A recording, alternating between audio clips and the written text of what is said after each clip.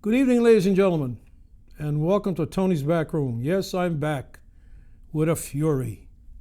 Tonight we're going to discuss candidates who want to be senator, the senator race. And this evening I have the pleasure of having a good friend of mine. I'm not prejudiced, but he's been a long friend of mine, Dan Dwyer. Hi, Dan. Thank you, Tony. How you doing? Good, good. Well, that's good. That's good. Yeah, you're at it again, huh? I'm at it again. I never thought I'd be doing it again, to be honest with you. Yeah. Yeah.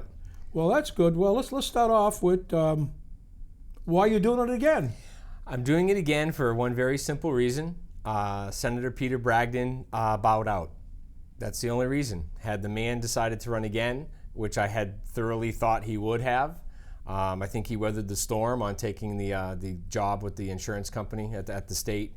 I think he got some enough heat from it to bow out, and I commend him for doing the right thing. I think it was the right thing to do. But once he made that announcement, I figured it was an obligation to the people who had supported me and supported me well, as you know, 2 years ago when I went against him and beat him in Merrimack rather well. I felt like I just had to do it. I had to step up. It's not a job that I'm burning to do. It's not a job that I have a life ambition to be a state senator, that's for sure. But the issues that are at hand right now in our state, they're huge. They're just absolutely huge. And I think we need someone who's qualified and has got some life experience in the world of business and community. And I'm hoping that the people from Merrimack will cast their support for me. Very good, Dan. Now I'm going to ask mostly the political questions, like all political yes. reporters. That's me. What do you bring on the table that the other candidates don't bring on the table? I'm glad you asked. This is a popularity contest. It's the way it goes in life. Once you decide to get into politics, your life becomes an open book for everybody. I really feel at this point, if you want an establishment candidate who's an establishment party Republican, then you've got two fine people, Maureen Mooney and Gary Daniels from Milford. Two fine individuals, but very establishment and history of working within the establishment. Gary Daniels especially 18 years in the House and several years as a town selectman in Milford. Again, very quality guy. Maureen Mooney, on the other hand, I can't be any plainer. Her stepping up into the race splits the vote in Merrimack. It can't be said. This comes down to numbers, and by Maureen coming into the race and myself, along with the other guy, I'll mention him after, but give you some numbers. 2 years ago, 2,100 people showed up in Merrimack. Between Milford and Amherst and Wilton, there was approximately another 2,700 over there. So we're almost 50% of the vote. I had 1,200 votes to Peter Bragdon's 900. If Maureen can hope to get as much as Peter Bragdon versus Peter Bragdon's name recognition, let's just say she does. Let's say I get less, she gets a little bit more. If we both get 1,000 apiece, I can't see victory being that significant. Even if Gary Daniels wins, or anybody who wins this race, it's going to be by the slimmest of margins. We could be looking at a 20, 30 vote winner with the three candidates that I mentioned. The fourth candidate, I'm afraid I have to be honest with the people. Dan Hines is new to town. He is a convicted felon. You can look him up. I don't know why he's in this race. It's a mystery. But people out in the community, the silence has been deafening, because in this political PC world that we live in, everyone's like, oh, be nice or be quiet, or you don't want to say the negative. But this is my community, been here for 20 years. You've been here almost 40 years. It's not right that what I look as someone has some secret motives who can come into town, and it's the charge. We all can commit a crime in life and be forgiven, But this was an attorney who committed extortion against 18 small business owners who were salon owners in the town. And he was convicted felon, and it's not good. The fact that you could forgive someone for a crime is fine, but his zero community involvement in Merrimack is troubling. And not just Merrimack, but Milford and Amherst and Wilton as well. He's just recently moved from Nashua, decided to shop around to see where he could win a race. I don't know, but I think I owe it to the fact of people in Merrimack to let you know what's going on in our own town, and that's what's going on with the candidates. As far as being the best qualified, the reason why I bring my business experience, I bring my life experience. I've been on the town council working on that budget for 5 years. I know the numbers. I've been a father of 3 children, from whether it's from coaching, knowing the college tuition routes and everything. Again, I think Maureen is a good person, but I don't think her life experience has her ready for this job as senator. As you know, in the House, being a member of the House, you can kind of get by with 400 people. You know, you kind of learn on the job. Your friends, your other delegates from town can put you under your wing. When you go to the Senate, there's 24 people there, and they're not there to help you. They're not there to be your friend. They want that Senate president, if it happens to be Chuck Morse again, they want your vote on the Republican side, or vice versa on the Democrat side. But they're not there to help you through life and bring any life experience issues. You need to come prepared, and you need to know what those issues are. And I think that's what I can do for this district, is start day one knowing what the issues are. So speaking about issues, let's talk about some issues that got passed this year. Okay. Let's start off with the expansion of Medicare. What did you think about that? Well, the news is in right now is what I think about it. I don't know if you've heard recently, but the rumbling in Concord right now is that due to the legislation that was passed, they're now discovering that they had a much more expansion, or people who enrolled, than they had ever thought. The number is floating around in Concord that I just found out last night is 35 million. They're down 35 million in the Health and Human Services. I don't know if you had heard it yet either. No, I haven't had a chance.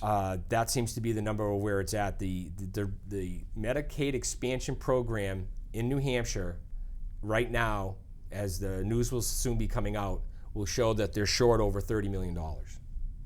So once again, they passed a piece of legislation not knowing the economic cost.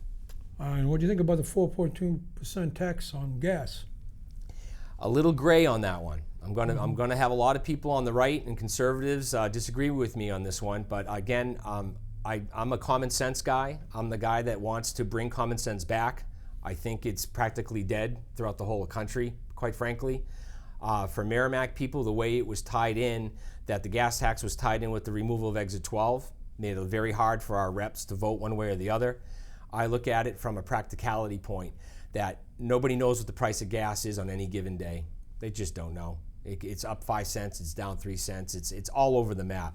I think too many political groups have politicized it, and Americans for Prosperity comes to mind. That's the name. Good group overall, but bashing people who voted for it when, again, common sense, okay, so bear with me, 4 cents, 4.5. 2 gallons is 8 cents, right? Another 4 gallons is 16 cents. You know where I'm going with this, right? 20 gallons is under $1. I can't get all excited about raising 4 cents and a half on gasoline when it costs you under $1 to fill your tank that day, that week. And let's say you drive a lot and you fill your tank twice a week, then you got hit for $2. I will not get passionate over that number. So I have a lot of other numbers to go over with you to be passionate about, but the gas tax, it's hard for me to complain and get into an uproar about how they did me wrong. All right, give me some passionate some numbers you want to go over with. Insurance. The state of New Hampshire, we're being run by almost a gangster-like type of politicians up there. As Republicans, we've been hearing the drumbeat about Governor Jeanne Shaheen over and over. So if I sound like a broken record, sorry, but you need to hear the facts. So mid-90s, Governor Jeanne Shaheen reforms the health insurance industry in New Hampshire. We go from 26 insurance agencies down to 2, down to 1. Now this has been happening for 15 years. What has the establishment do anything to fix it? Nothing. Why am I supposed to be an establishment pro-Republican when one of the biggest 5 bills, your mortgage, your car payment, your food, the gas and insurance in your car, and then your health insurance. Health insurance is one of your top 5s. What has a politician in Concord do for us? All I keep saying is the establishment seems to want to work for the insurance companies, Public Service of New Hampshire, the gambling lobby, you pick. But are they working for us? One of the biggest scams that's going on in New Hampshire right now, and I'm writing a blog, I urge you to read it. It will be on Merrimack Patch again, and you can be found on Facebook on Dan Dwyer for State Senate, is the LGC. And I hate to be drilling down to a kind of a nitty-gritty subject, but it's really important, is the LGC group that is now called Health Trust. Well, I am, along with 6 of my colleagues on the town council, are the buyer of insurance for all town employees. So I'm nothing special, but every councilman, alderman, selectman throughout the state of New Hampshire knows what I'm talking about. We have to buy insurance for cops, fire, teacher, highway workers. Well, we can only buy it from LGC and Primex. Primex is a private insurance company that deals in municipal insurances. But when you only have 2 companies, what happens? Price is the same. The state of New Hampshire has legitimized a company, and they want to call it a quasi-private company, LGC, also Health Trust. Health Trust insurance run by New Hampshire only sells to cities and towns. You can't buy it. The gas station guy can't buy it. The school can't technically buy it. They have to go through the school board. We, councilmen, aldermen, etc., are the buyers of this insurance. And as we've been saying as the town council, 6 years ago, our family plan, so if you're a cop with a wife and a kid, that family plan was 16 grand. Today it's $31,000 a year. That's inexcusable. The state of New Hampshire perpetually keeps that company in place, trying to call it a quasi-private company when it's not private at all. All their revenue derives from us, from taxpayer dollars. Until Concord changes that system and opens up a free market, this is what's the problem is. We seem to have politicians who are against the free market, who literally do not promote it, who actually make laws to suppress it and keep a company like Health Trust in the hands of state regulators. Again, who is the boss of Health Trust Insurance Company? State regulators. Who are the boss of the state regulators? You guys, the House and the Senate. Former Senator Peter Bragdon now works for that company, which I cried foul a long time ago when he took the job. You can't be the boss of one thing and the next day cross the street, take an $180,000 a year job, and all of a sudden be the big insurance guy and cross the street and become a senator. So again, he did the right thing by resigning, but the company's in place.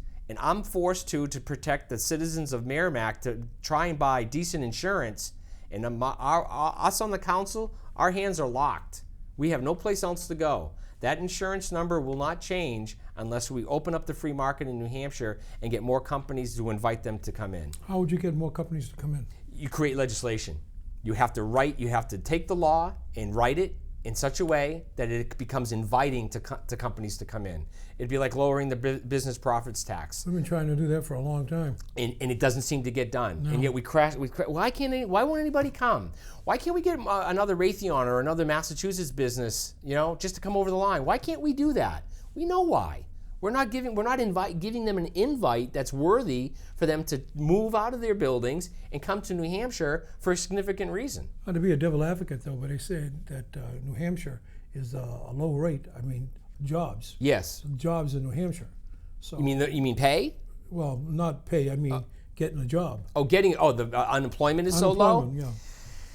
It's troubling. That is I can't see it being fixed. We're at 4.4. Unemployment rate is 4.4. That's not bad. It's not bad. It's not good, but it's not bad. Well, I think it's great. I would be different. I would define it different. My opinion is anything under 4 is full employment. Anybody who wants a job can get a job when the unemployment rate's 4%. Is 2 or 3% imaginable? Is it realistic?